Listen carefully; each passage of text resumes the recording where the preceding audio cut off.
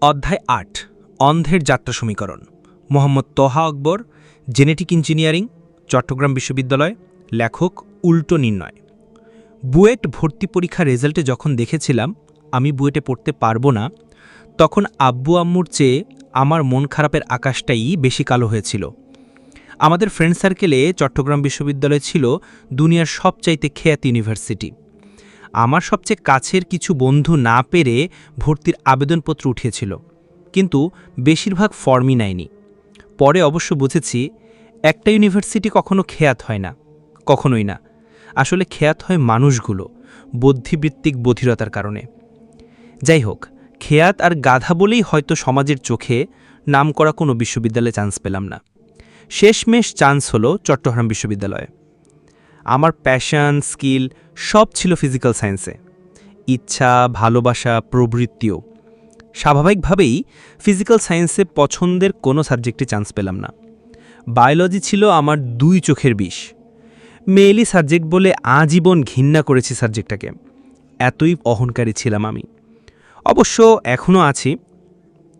সেজন্যই হয়তোবা ভর্তি হতে হলো একেবারে বায়োলজিক্যাল সায়েন্সেই।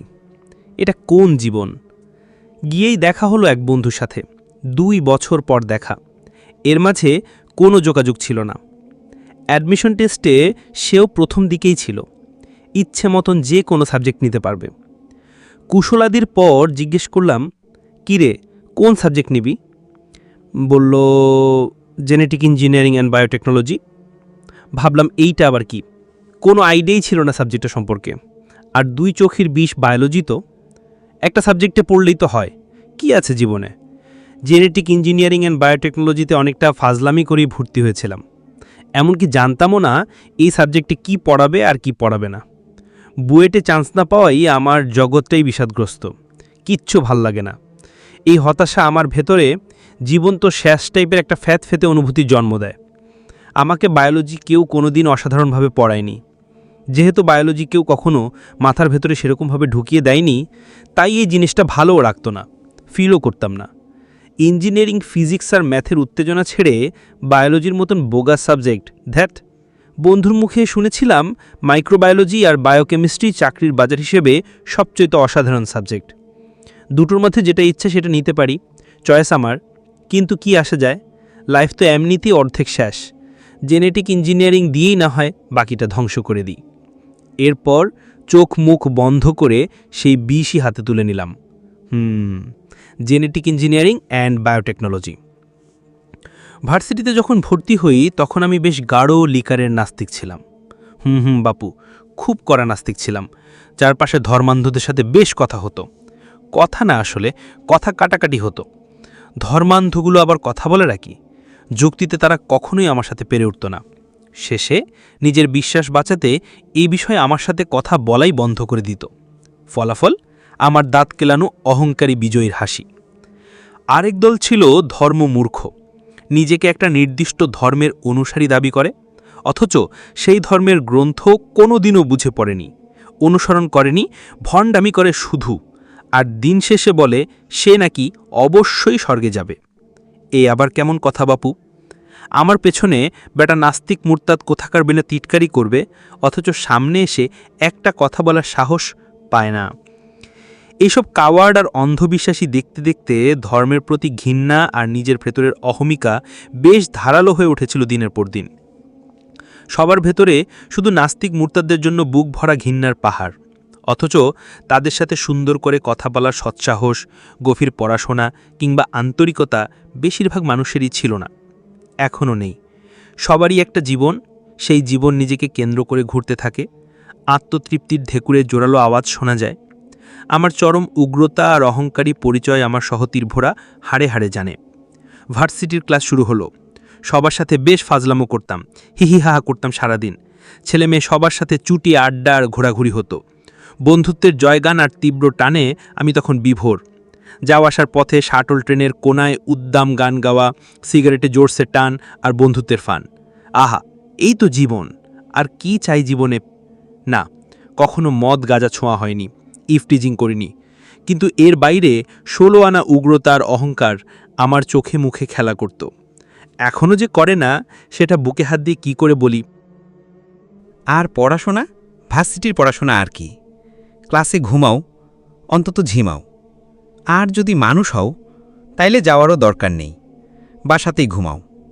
তারপর নোট বানাও বা খোঁজো। পরীক্ষার আগে ধুমিয়ে 1 মাস পড়ো আর মার্কস কোপাও। এখানে সত্যিই কিছু শেখা হয় না। জ্ঞানার্জনের বালা এখানে নেই।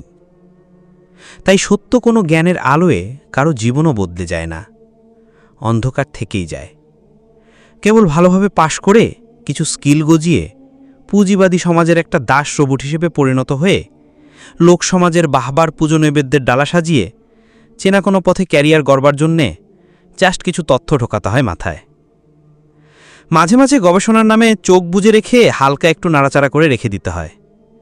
আর আত্মিক জীবন পড়ে থাকে শেওলা জমা ডোবার মতো, স্রোতহীন, আলোহীন, ঘুটঘুটে অন্ধকার। রেজাল্টেন্ট ভালো হলেই সমাজের চোখে আমি খুব মেধাবী, আর খারাপ হলেই তোকে দিয়ে কিচ্ছু হবে না বলে সবার সে কি জোর স্লোগান। বিগত 15 বছরের মেধা, কষ্ট, অধ্যবসায় সব যেন ফালতু হয়ে যায় সমাজের চোখে, আর ভেঙে দেয় বেশিরভাগ শিক্ষার্থীর জীবন। কি অমানবিক আর জঘন্য। স্বাভাবিকভাবেই আমাকে নিয়েও আমার মধ্যবিত্ত বাবা মায়ের অনেক স্বপ্ন ছিল। ছোটবেলা থেকে ভালো ছাত্রের তকমা গায়ে নিয়েও বুয়েটে চান্স না পাওয়া, ঘরমহীন জীবনযাপন এবং শেষে ইচ্ছে করে একটা অজানা সাবজেক্টে ভর্তি হওয়া আব্বু আম্মুকে খুব খুব কষ্ট দেয়। তারা এতই কষ্ট পেয়েছিলেন যে আমার সাথে কষ্টে ঠিকমতো কথাই বলতে পারতেন না। আব্বু আম্মুকে খুব ভালোবাসতাম বলে আমারও কষ্ট লাগতো খুব। প্রথম বছরটা জিদ করে ভালোমতো পড়ে অসাধারণ একটা রেজাল্ট করবই, এই ছিল টার্গেট। ফার্স্ট ইয়ার ফাইনালের রেজাল্টটা আব্বু আম্মুকে জানানোর পর তাদের চেহারায় যে আনন্দ দেখেছিলাম তা আমি কোনোদিন ভুলব না। বাবা মাকে ভেতর থেকে খুশি করতে পারার আনন্দটাই জীবনের সবচেয়ে বড় আনন্দ। এই একটা জিনিস পেলে জীবনে আর বড় কিছু লাগে না বাঁচার জন্যে। যাই হোক, আমার ভালো ছাত্রত্বের ব্যাজ সমাজ আমাকে ফিরিয়ে দিল। শুরু হলো আমার সিলেবাস বর্জন কর্মসূচি। ছোটবেলা থেকেই খুব বই পড়তাম আমি। পাঠ্য বইয়ের বাইরের প্রতিটা বইয়ের সাথেই আমার নাড়িভুড়ির বাঁধন।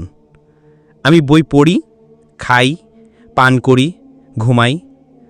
Bertrand Russell, Humayun Azad, Aroj Ali Matubbar, Richard Dawkins আর জাফর ইকবালের অন্ধভক্তই আমাকে ফার্স্ট ইয়ার আর সেকেন্ড ইয়ারে মলিকুলার বায়োলজি আর বায়োকেমিস্ট্রি পড়তে হয়েছিল।